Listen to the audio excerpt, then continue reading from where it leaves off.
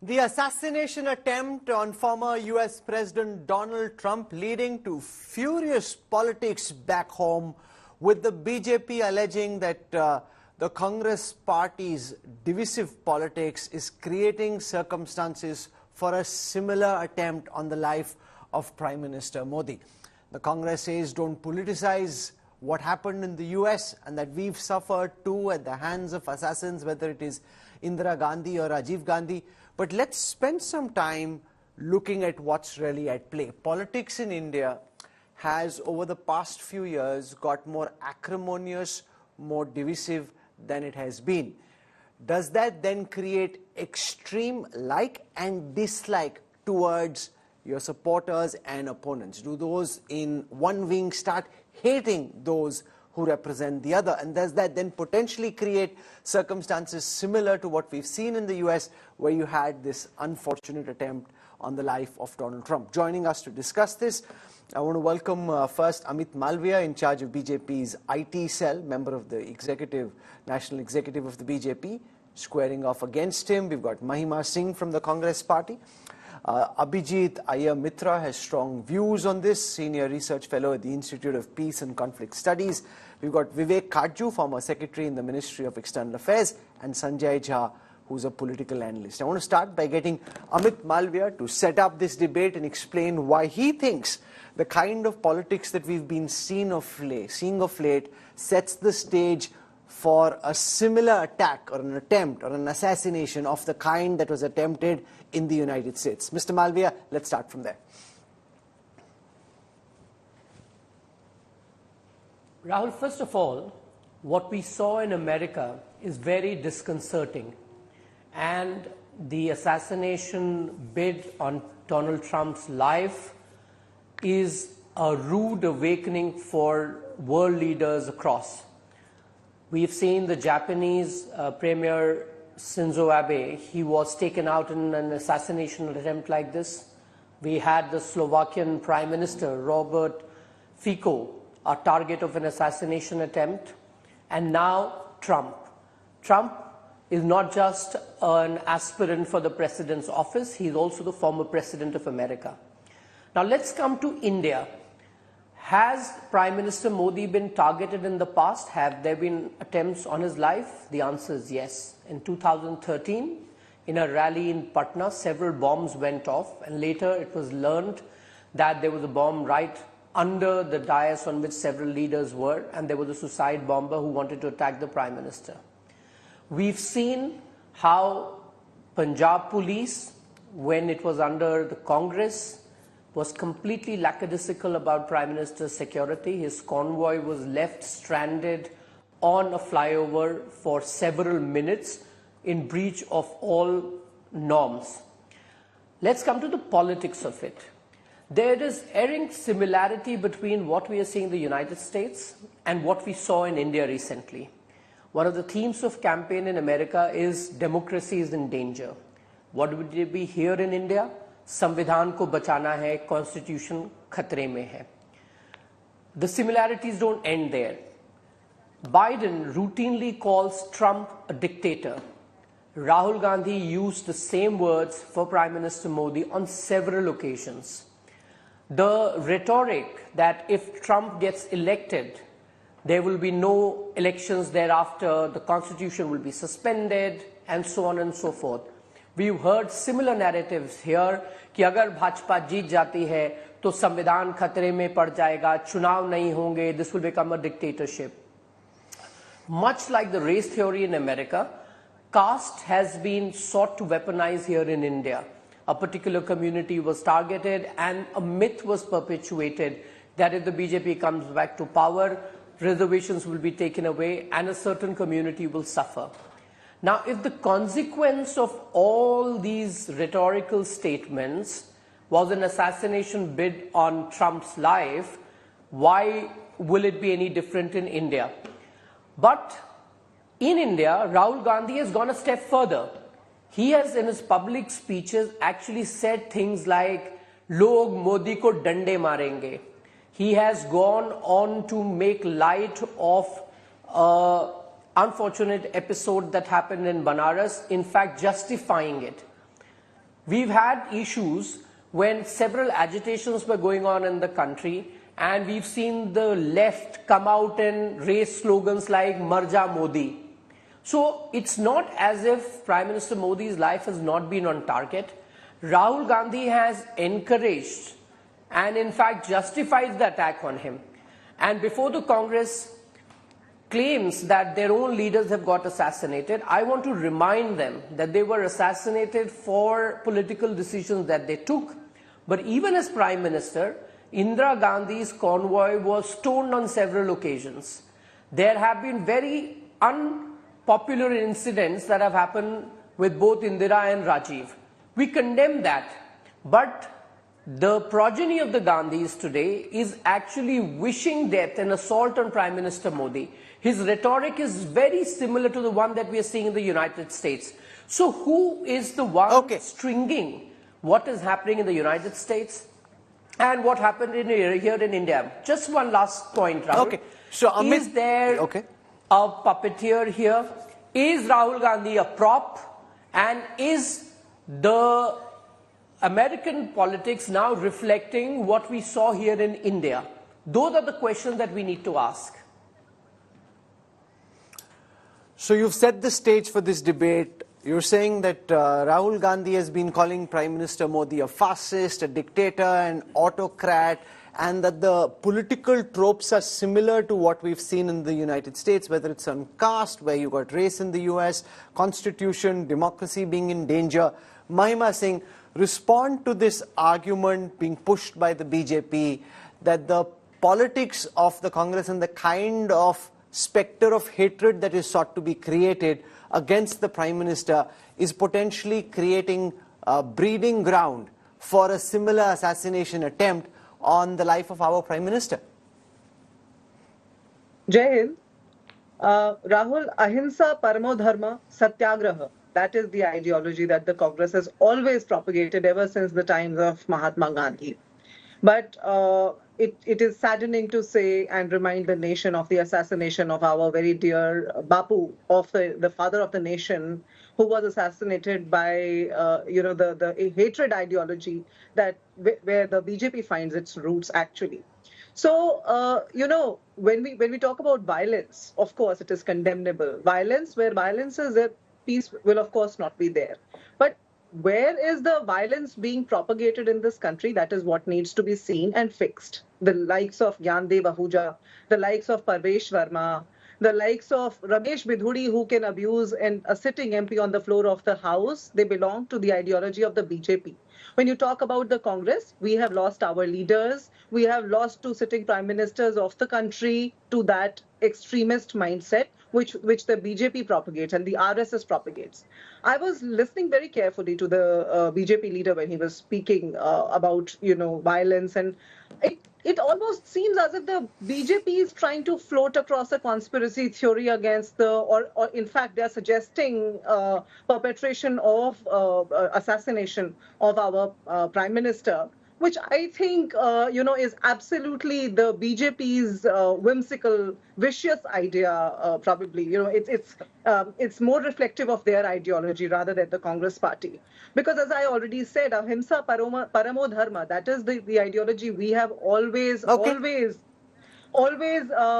only reflected or not only carried the flag of, but that is where we belong. That is what we wear the torch of. So I do not know where the BJP is getting these Abhijit ideas Iyer from. Mitra, Of course.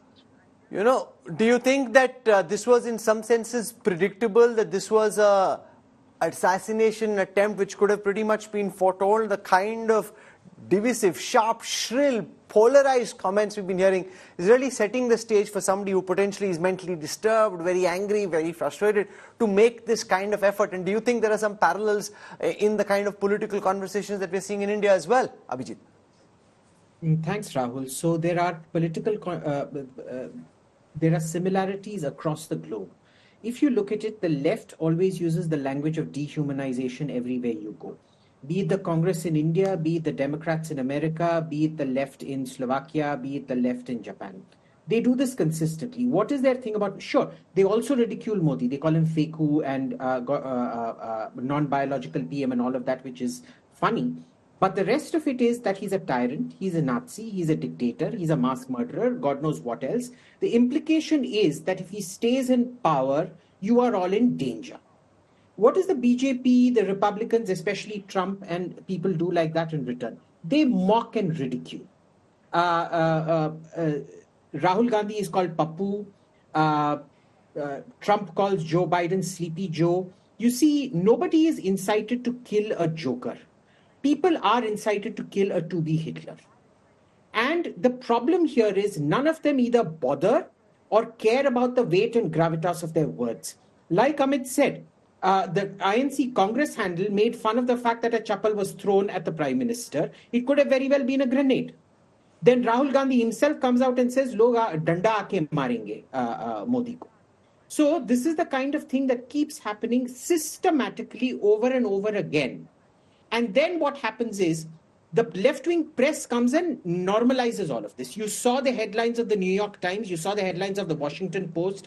You saw the headlines CNN was running, USA Today was running after they did not want to call it an assassination attempt. Even Joe Biden and Barack Obama in their tweets, what did they say? There has been an event. There has been political violence. Call it what it is, an assassination. They won't do that. What ends up happening here is you will see the same thing out here where everything is whitewashed. There has been an encounter killing in Tamil Nadu, for example. Now, the same Congress that goes berserk every time there's an encounter killing in UP, absolute pin drop silence from them on the encounter killing in Tamil Nadu. The same thing, if you notice, happens over and over again here as well. Even when the call to exterminate all Hindus was made by Udayanidhi Stalin, the Congress did not come out and condemn it till the Tamil Nadu phase of the elections was over. 2 months later. So this is one systematic pattern. It is not just here, it is also... Rahul, please. Allow me Sanjay to Jha, please, Rahul. you know, when Rahul Gandhi, when there was a slipper thrown on the cavalcade of Prime Minister Modi, Congress leaders suggested that this was comeuppance, that he was kind of, you know, building in the direction of this was bound to happen. Similarly, language like danda marenge. Now, both Amit Malvi and Abhijit Iyer argue that this is setting the grounds for somebody who's angry, frustrated, to attempt what we saw in the United States, where an attempt was made on the life of former President Donald Trump, and that is exactly the direction in which we're going. There's a Thomas Matthew Crooks somewhere who's being encouraged to do what happened in Pennsylvania. Rahul, good evening. I think the BJP IT cell clearly hasn't done its homework well today. As far as Thomas Matthew Crooks is concerned, reportedly he is a registered Republican.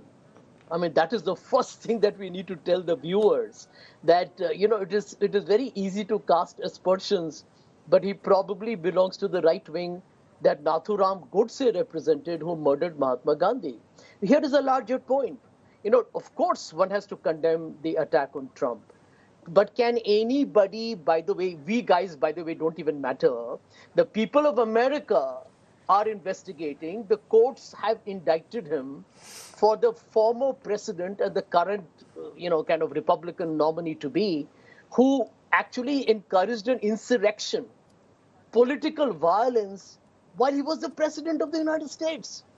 So, Rahul, the truth is, the extremism, the conspiracy theories, and we all know who those people are, is basically it's a right-wing obsession. You look at the history of fake news, all political parties and all ideologies are guilty. But the right wing has a monopoly on the way they have actually created all these fabricated stories of very dangerous proportions. Here is the point. Since, the BJP leaders mentioned America, do we know, Rahul, about the attack on Speaker Nancy Pelosi? Fortunately, she wasn't in the House, where a right-wing crackpot almost killed her husband. I mean, these are realities of our times. And let's come to India very quickly. Blaming Rahul Gandhi, I mean, that's rich. You have a situation since Mr. Modi became Prime Minister, where there has been a call for genocide against Muslims. Have you heard Mr. Modi condemn that? I think the Congress spokesperson mentioned Ramesh Bidhuri's speech, where in Parliament, the man literally abuses 200 million citizens of this country. Did Narendra Modi take any action against it as a Prime Minister? The answer is no. Third, lynching murders, almost reminiscent of, the Ku Klux Klan, in the United States, happening in daylight in India, and in fact has worsened since Mr. Modi became Prime Minister a few weeks ago. Are we going to turn our blind eye to that reality? So let me tell you the truth. Okay. Okay. No, one last point. One last point. During this campaign, Mr. Modi himself actually, took dog whistle politics to another level, making hate speeches against Muslims unambiguously and absolutely with, what I call as brazen impunity. And I think the BJP commenting on Republican attack on Trump and worrying about India, I think to frankly put it across, charity begins at home. So this debate is hotting up, and I want to build on this further, but I first want to just get a non-partisan perspective from the former secretary in the Ministry of External Affairs, Vivek Kaju. We've heard from those who are aligned along political corners.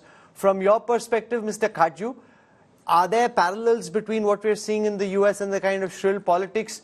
Is one side more to blame than the other? Sanjay Jha argues, that the BJP has also done and said things which are very dangerous calls for genocide, action against Muslims, which also would encourage violence, and therefore why just look at one side of the coin?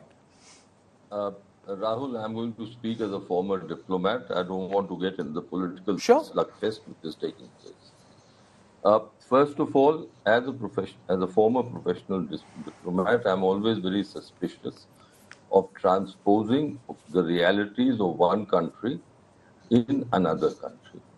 There are objective realities which prevail in each country, and one has to see those objective realities as they stand by themselves.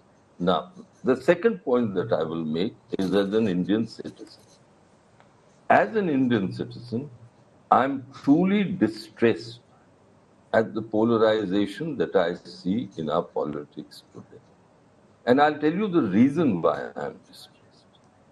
I think at no time in our recent history have we faced the kind of strategic challenges that we face today. They are immense in every sense of the term. And this is the time for the political class to come together, to face those challenges. For politics will take place, but every opportunity should not be utilized by one side or the other for playing politics. I think the government must reach out and the opposition must respond to their reaching out to find some common ground. The parliament session is about to take place, a new session on the budget session, which will be an exceedingly important session. Now, my last point. In the past, the political class, despite all the politics, had mechanisms by which they came together. Behind the scenes, their people they respected who might not belong to either of them, who might not be in active politics, but they tried to find common ground. I find that is absent altogether today. Now, those are good points. Let Amit Malviya respond to what we are hearing. Point number one, Crooks is a Republican. Trump too called for violence. Conspiracy theories, Sanjay Jha said, are a right-wing obsession. When your leaders say, jute maro salon ko, when there are calls for genocide which are not condemned, all the lynching, he says this dog whistle politics is a BJP obsession. So while you raise questions about what Congress leaders are doing, you're not holding the mirror to yourself and seeing the kind of divisive comments made by BJP leaders, which too could potentially encourage violence. It's a problem on both sides, not just on one side. Amit Malviya.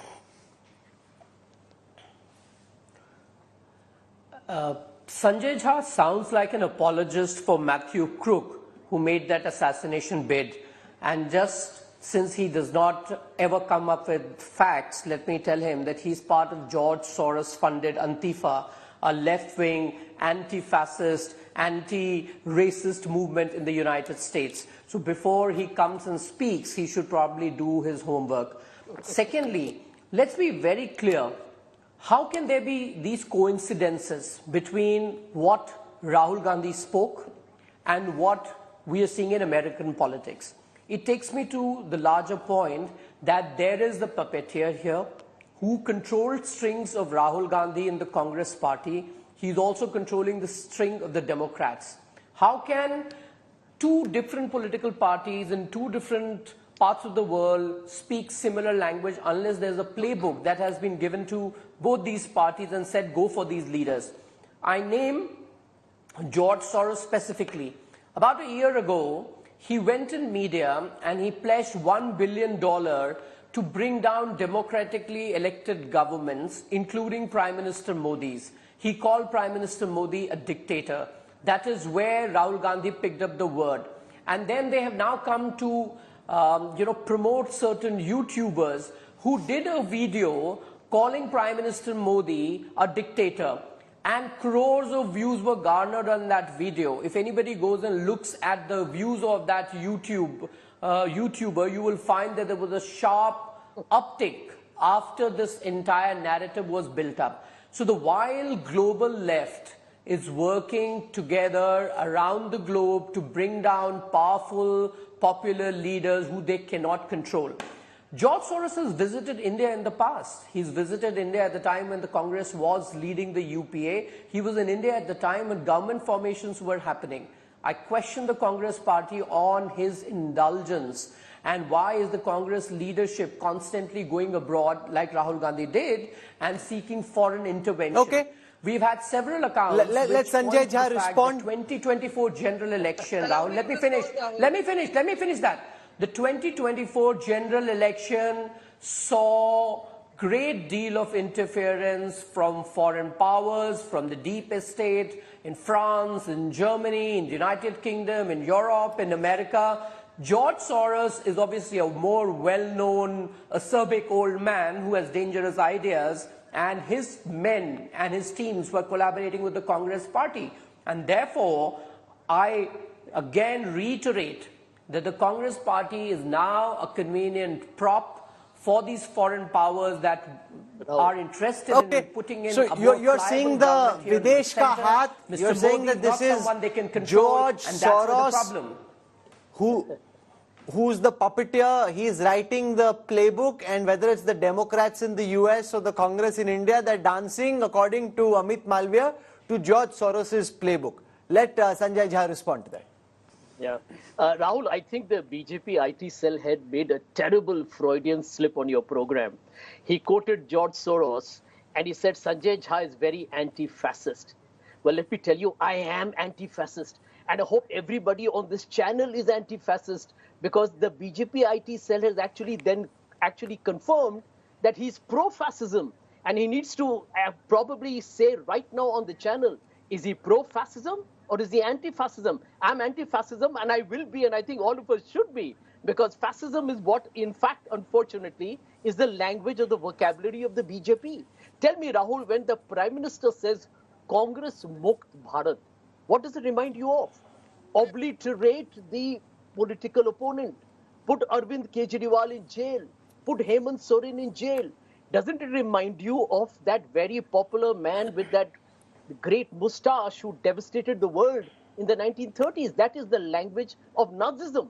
Can't we just accept that reality? So for the BJP today to sound, kind of very rich on George Soros almost sounds preposterous. And let me make the more important point, Rahul. This is a party that has weaponized hate and has demonized the minorities in this country. And they have done it, I think, in a brazen fashion. I don't think now there is even any debate on it. And therefore, I want to make this point that I don't think many people say it, that Mr. Modi, unfortunately, and I would say tragically, is the most polarizing prime minister that India has seen. And when you have polarization, it can lead to political violence. And I think we need to worry, because my worry, Rahul, is this. My one last point. My worry is this: it need not even be an organized violence. As the case of Thomas Crooks shows, a lone wolf can do some serious damage to individuals and puts everybody, including journalists, at high risk. Abhijit Iyer, respond to what Sanjay Jha is saying. Demonizing minorities is a charge, weaponizing hate. creating circumstances of extreme polarization which can potentially lead to lone wolf violence, and that this isn't a problem of Congress saying things which can lead to attacks on the Prime Minister. Sanjay Jha says it's also the opposite, the kind of things said by people in the ruling party and the impact this can have on citizens or on opposition leaders. Modi used the term Ghuspeti. Mr. Sanjay Jha has gone and connected it to Muslims. Now, who is the anti-Muslim person out here?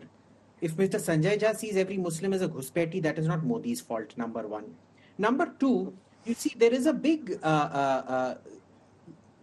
this is the problem with the Congress. Even in their truths, they hide the nuance and it's a lie. Yes, Crooks was a Republican, but you look at, and being a Republican out there is nothing. You go to the office and you sign up. You look at all his funding patterns. 3 times around he has funded Antifa and he is associated with George Soros. Who is George Soros? This is the same man as a Jew. As a Jewish kid in Hungary, he joined the SS and helped the SS confiscate properties of fellow Jews, hid pretending to be a Christian, and collaborated with the Nazis. I'm not saying this. He himself has said this in an interview. I've tweeted that link out. The second thing out here is, notice there is this consistent thing where they use one fact plucked out of context. Crooks. Why would he be funding? Funding money is important for a young man. Why would he be funding the extreme left, the violent extreme left like Antifa, when in fact he has got signing up for the member of the to be a member of the Republican Party? He is not mentally ill. He was planning this. As opposed to the attack on Nancy Pelosi, which Sanjay Jha brought up, who has actually had a long history of mental disease. I would urge you to look it up. He also says Donald Trump encouraged the attack on the on January 6th. This is Mr. Donald Trump's last tweet. I want to hold this up to you. I'm going to read it out to you. I am asking for everyone at the US Capitol to remain peaceful. No violence. Remember, we are the party of law and order. Respect the law and our great men and women in blue. Thank you. So you see, this is how Goebbels works, you see. Proximity to George Soros. George Soros works with the SS, using Goebbels tactics. It's all on one side. Let's not forget it was the National Socialist Party. Nazi is short for National Socialist. There's only one socialist around here, and it sure as hell isn't the BJP. Okay, Mahima saying, you've got your hand up, respond to the charge that's been leveled, that some of the kind of rhetoric that we're seeing is extremely dangerous and therefore potentially creates the opportunity for a lone wolf attack. It doesn't need to come in an orchestrated, planned fashion. It can be just one person who's listening to this juta maro rhetoric, who's listening to this, oh, this is good, this is deserved by the Prime Minister, this kind of shrill rhetoric, and then that can have consequences. Rahul, first of all, I've been raising my hand for a while now. As condemnable as this attempt on Mr. Trump's life is, the unceremonious prosecution of Mr. Trump for his undemocratic acts is also being witnessed by the world. So when the BJP spokesperson and leader is trying to draw parallels between Mr. Trump and Mr. Modi, I am sure he is also indicating towards the larger public sentiment against Mr. Modi also in the country, which has reflected in the recent election results also. And need I also remind how Mr. Modi in the last Karnataka elections last year actually incited the voters, invoking them, provoking them rather, saying ऐसे button दबाओ कि तुम button यहाँ दबाओ और फांसी वहाँ लग जाए. He was inciting vengeance. He was invoking the voters to vote with vengeance. Now that is very, very unbecoming for a sitting prime minister. And I think that is exactly what has led to the number of increased lynchings over the past 10 years. And I hope that we'll see a decline in all sorts of hate crimes, all sorts of dharm sansads and everything that the BJP and the RSS perpetrate and propagate in this country. In the coming years, at least, whatever time the BJP has with the kind of fractured Okay, so I think we've had a very fascinating conversation. I think our guests have been remarkably good in making the points that they've had. They've brought out their arguments on both sides of the political divide. And I want to leave it to our viewers to decide what they make of this. But remember, there could be potential consequences. I think that's where centrism and the space for lesser rhetoric becomes, lesser shrill rhetoric and polarization becomes important. Because if you make these kind of incendiary